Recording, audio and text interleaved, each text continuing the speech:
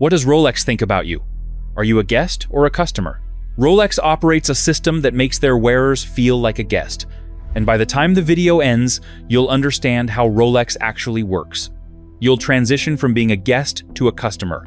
So before you shop at Rolex, watch this. Let's start with the thing the store will never explain to you: how the watch you want actually gets to the person who gets it. The waitlist is not what you think. There is no numbered queue, a fair system. First come, first served logic that rewards patience and penalizes nothing except arriving late.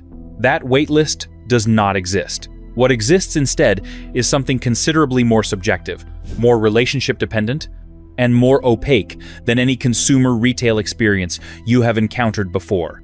Here is how allocation actually works at a Rolex authorized dealer. Rolex produces a certain number of watches per year.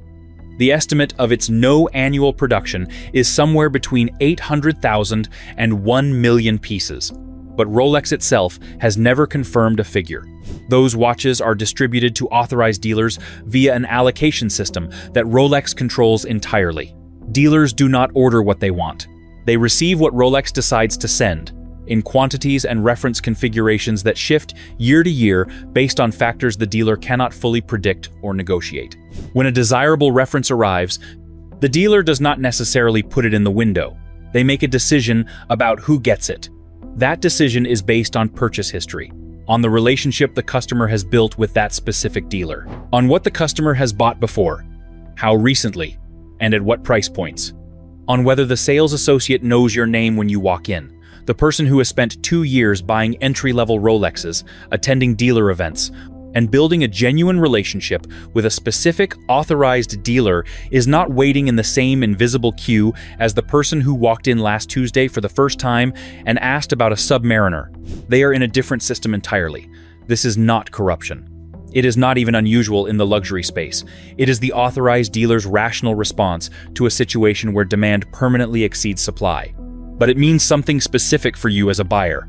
The waiting is not passive. The waiting is work. The people who get the watches they want are the people who treated the dealership as a relationship rather than a transaction long before they needed something from it. What does building that relationship look like in practice? It means buying something on your first visit. Not necessarily expensive, but something. A watch accessories purchase. An entry-level reference you genuinely want. It means coming back, having conversations that are not purely transactional, learning the names of the people who work there, attending brand events when invited, not asking about the Submariner every single visit. Being, in short, a person the dealer looks forward to seeing, not a person they associate exclusively with a request they cannot fulfill. The dealers who break this system by selling allocations for cash premiums, feeding the gray market, and extracting payments above retail were not typical. They were the visible edge of a system most dealers operate honestly. But they existed, and they existed precisely because the information gap between buyer and dealer is wide enough to be exploited. The first thing to know before you shop at Rolex is that you are not buying a watch. You are beginning a relationship. How that relationship starts determines almost everything about what you can eventually access. But even when the relationship is in place, even when the call comes, what you're offered might not be what you actually wanted. And that gap is where the real money gets spent. The watch you want versus the watch you can get. Here is a scenario that plays out in Rolex authorized dealers constantly, in every market, at every price point. A customer has built the relationship, has spent 2 years doing everything right, has bought the entry pieces, attended the events, learned the names. The call finally comes. The dealer has something for them. The customer arrives, expectant, and the watch on the table is not the one they spent 2 years hoping for. It is something adjacent, a different reference, a two-tone version of the model they wanted in steel, a date model when they wanted no date, a configuration that is available because the one they actually want is not. The dealer is not deceiving them. The allocation genuinely arrived this way. But the question, unspoken, hovering in the room, is whether the customer takes it.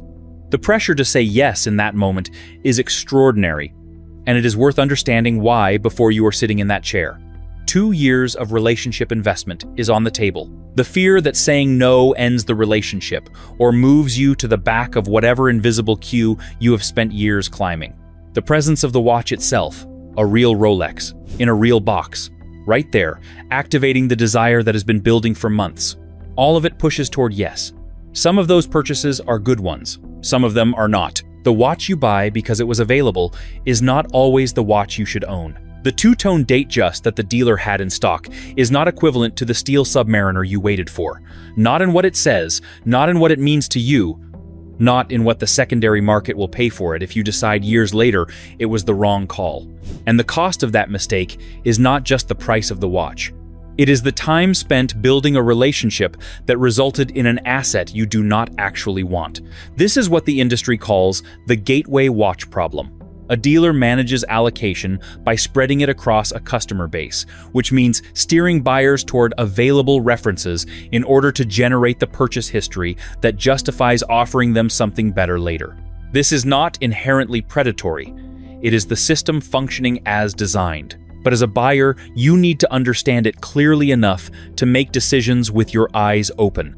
There are questions to ask before you ever sit down for that conversation. What specifically do I want, and am I genuinely willing to own anything else? If I am offered an alternative, what is my actual response? Not my polite response, my actual one. Is this alternative something I would be happy with in 5 years? Or is it a consolation that starts depreciating the moment I hand over the card? The buyers who navigate this well are the ones who decided before the relationship, before the call, before the watch was on the table, what they were and were not willing to accept. The buyers who get stuck are the ones who let the moment make the decision. Know your number before you get the call. Let's say you get exactly the watch you wanted, at retail, through the right channel. The price on the tag is not the total cost, not even close. What the price tag doesn't tell you.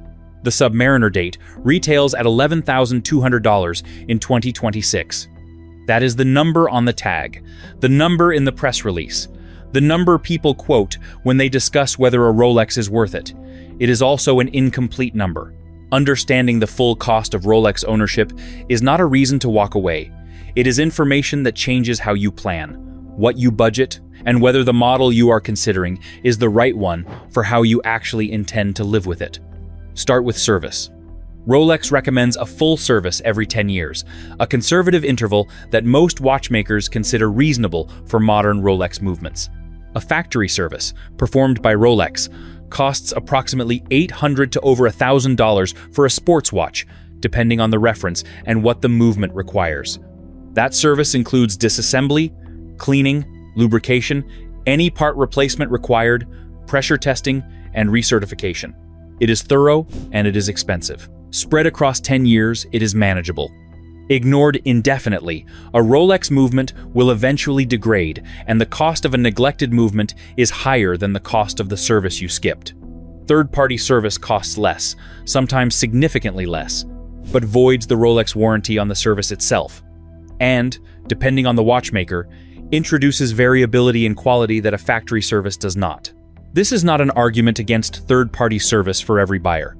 It is a cost-benefit calculation that requires knowing what you are trading. Now, look at the bracelet. Stainless steel bracelets stretch. Not dramatically, not in a way that makes the watch unwearable, but over years of daily wear, the gaps between links widen and the bracelet develops movement that was not there when it was new. A bracelet that fits snugly in year 1 has a different feel in year 7. Rolex will replace stretched links or full bracelets through servicing, but replacement parts are not free. A complete oyster bracelet replacement runs several $100s. The Jubilee, with its 5-piece link construction, carries a similar cost profile. Sapphire crystals are scratch-resistant, not scratch-proof. A hard enough impact, particularly on the edges of the crystal where the sapphire meets the bezel, can produce chips or cracks that require replacement. A Rolex crystal replacement through an authorized dealer or factory runs between $200 and $400 depending on the reference. None of these numbers are reasons not to buy a Rolex. They are numbers that belong in your calculation before you buy one. particularly if you are stretching your budget to reach the retail price and have not considered what happens in year 3 when the bracelet needs attention, or year 7 when the service interval arrives. The buyers who get the most from Rolex ownership are the ones who buy the watch they can afford to own, not just afford to purchase. Those are different numbers, and confusing them is one of the most common mistakes first-time buyers make. Total cost of ownership is the calculation for the primary market. The secondary market has its own mathematics and its own dangers. The secondary market is not your friend, but it can be. The secondary market for Rolex watches is enormous, active, and completely unregulated in the way that the authorized dealer network is regulated. Rolex has no formal authority over what a private seller, a gray market dealer, or a resale platform charges or claims. The watches are real. The prices are whatever the market will pay. The protections are whatever you negotiate for yourself. This is not an argument against buying pre-owned. The secondary market is where some of the most interesting Rolex purchasing decisions happen. It is where vintage references with genuine character are available at prices that new production cannot match, where discontinued models live on, where buyers who were passed over for allocations can access watches they would otherwise never see. It is an argument for understanding what you are entering before you enter it. The gray market offers something that looks attractive, a watch you cannot get from an authorized dealer, available now, sometimes at or near retail, with full box and papers. The appeal is obvious. The risks are specific. A gray market watch carries no Rolex warranty. The 5-year manufacturer's warranty that comes with an authorized dealer purchase does not transfer through gray market channels. If the watch develops a movement issue in year 2, you are paying for the service yourself, or absorbing the cost of a factory service to establish the service record that should have existed from purchase. Gray market pricing also fluctuates in ways authorized dealer pricing does not, meaning the premium you pay over retail during a period of high demand may not be recoverable if you later sell. Private sale, individual to individual, through platforms or forums, offers the potential for fair pricing without dealer margin, but requires more due diligence than most buyers perform. Authentication matters. Provenance matters. The service history matters. A Rolex with an unclear ownership chain and no service records is not necessarily a problem, but pricing it as though it were a documented, single-owner example with full papers and known service history is a problem. Rolex's Certified Pre-Owned program, which runs through authorized dealers, is the closest thing to a regulated secondary market option. CPO watches are inspected and certified by Rolex, carry a 2-year warranty, and are sold with a tamper-proof CPO label. The premium over an equivalent gray market or private sale example is real. You are paying for the verification, the warranty, and the authorized dealer relationship. Whether that premium is worth it depends on how much the uncertainty of the alternative bothers you. What to do before buying anything on the secondary market. Verify the reference number against the serial number using Rolex's dating tools. Confirm the case back, dial, and hands match what they should be for that reference.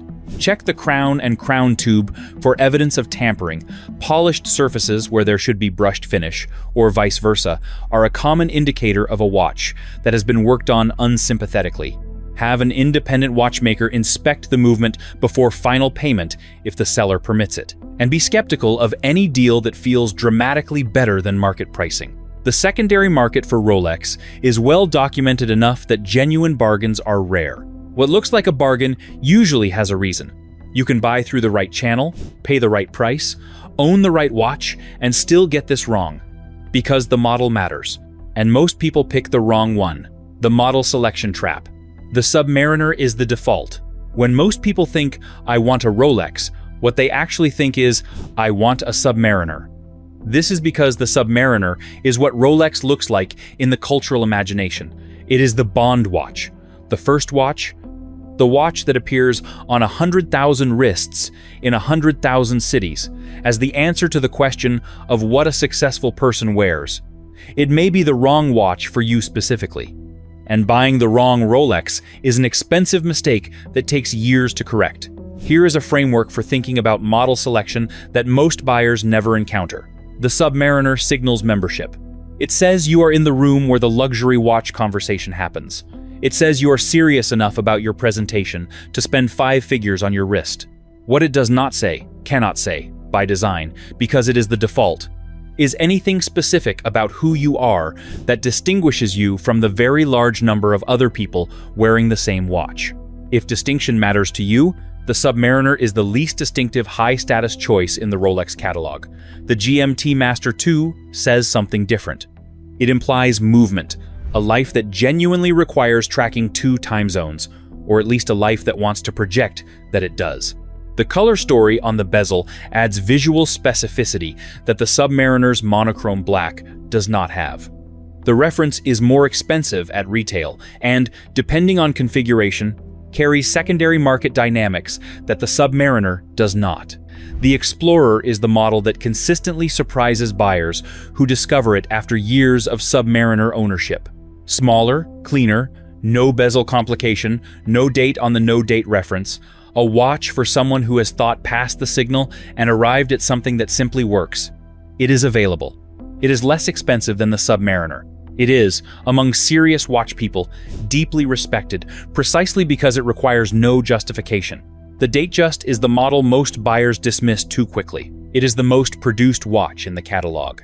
It is also one of the most versatile. The range of configurations available means that a Datejust with the right dial, bezel, and bracelet combination looks nothing like a Datejust with the wrong one. The fluted bezel, Jubilee bracelet, and a dial with genuine character. A green Wimbledon, a deep blue slate, a patterned Roman numeral dial, is a watch that reads very differently on the wrist than the generic Datejust most people picture when they hear the name. The question to ask before choosing a model is not which Rolex is best.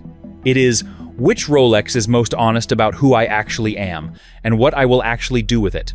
The Submariner on the wrist of someone who has never seen open water is not a lie, but it is a performance.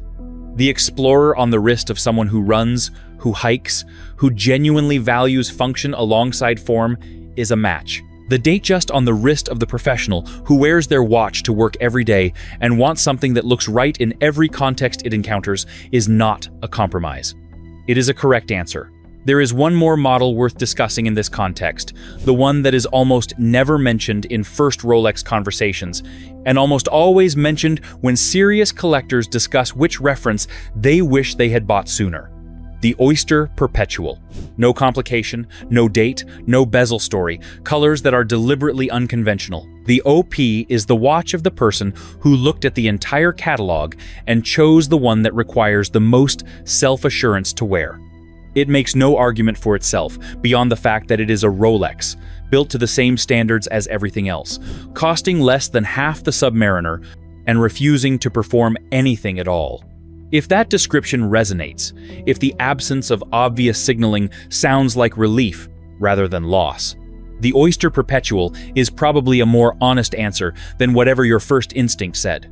Buy the watch that fits your life, not the one that fits the version of your life you are performing. The right model is the first decision. The right dealer is the second, and most buyers spend more time on the first than the second, which is the wrong order. What your AD relationship actually means. Not all authorized dealers are the same.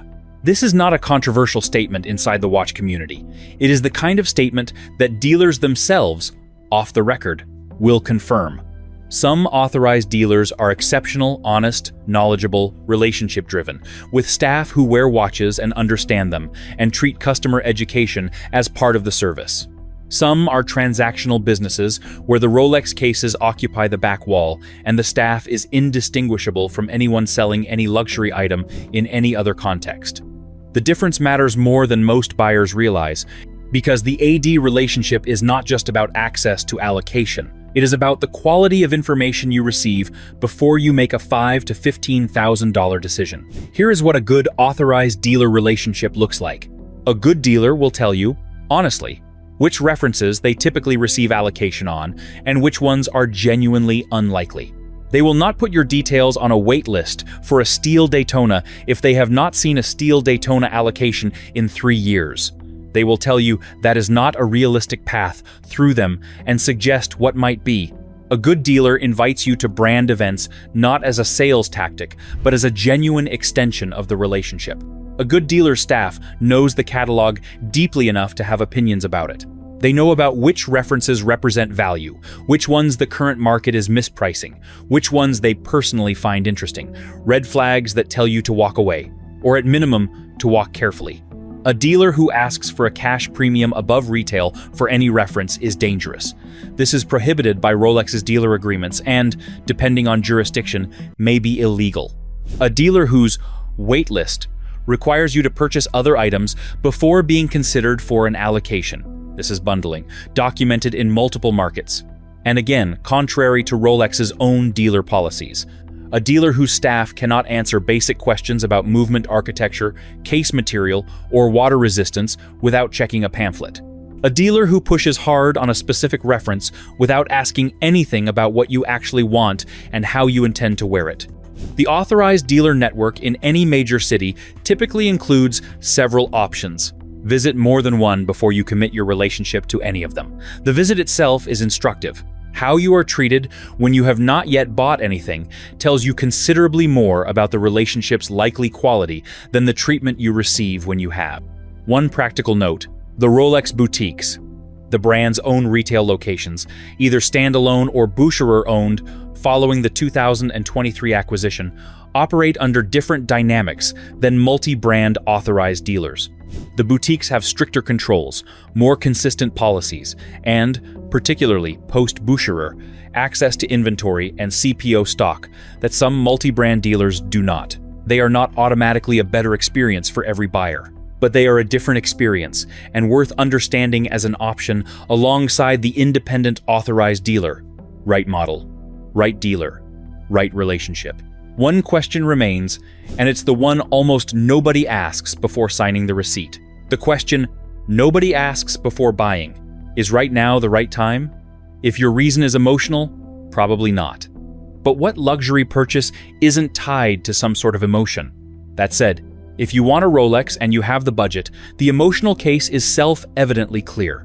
Right now in the market. In 2026, with the pricing landscape, the secondary market dynamics, and the macro pressures that have reshaped the economics of Rolex ownership over the past 3 years, the timing of your purchase genuinely affects what you will pay, what you will own, and what options you will have if your circumstances change. Here is the honest 2026 market picture.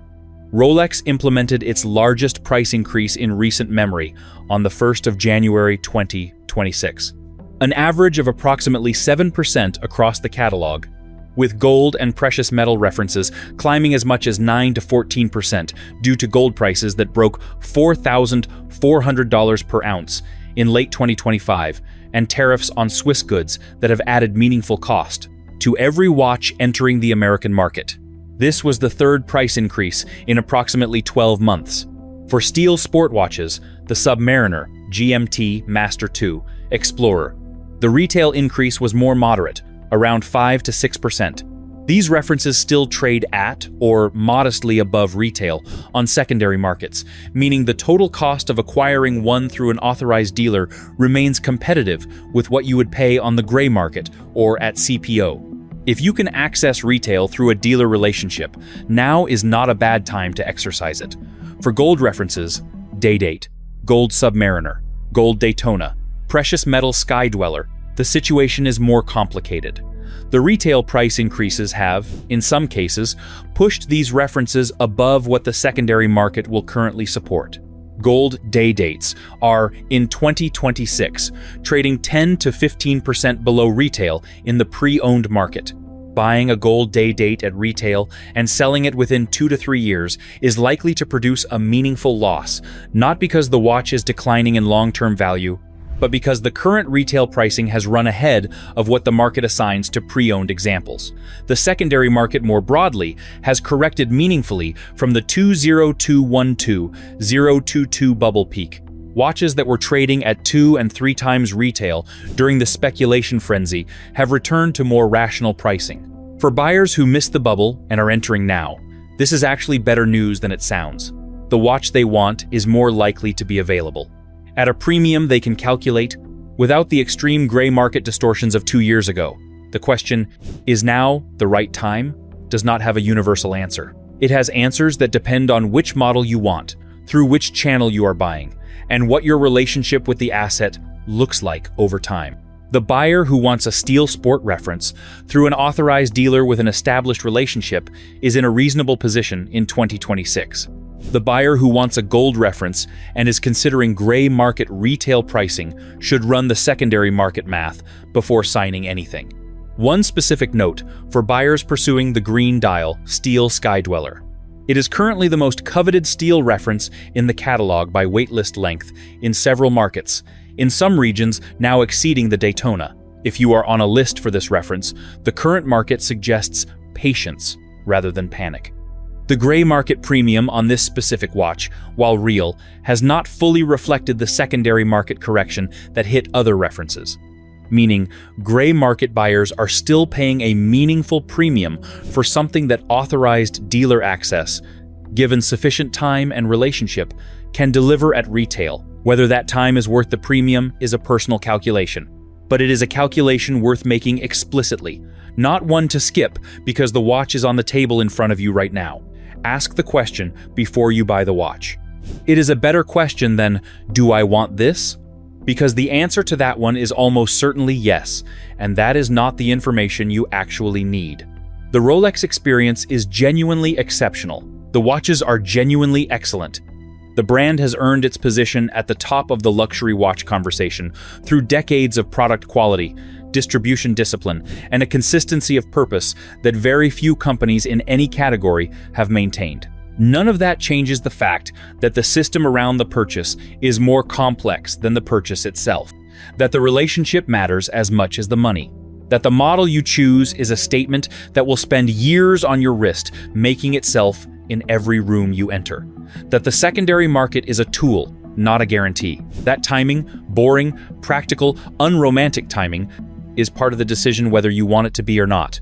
The person who walks into an authorized dealer having read nothing and researched nothing will still probably have a fine experience, but they will be playing on someone else's terms, with someone else's information, in a system designed by people who have thought about it considerably longer than they have. You have the rulebook now. Use it.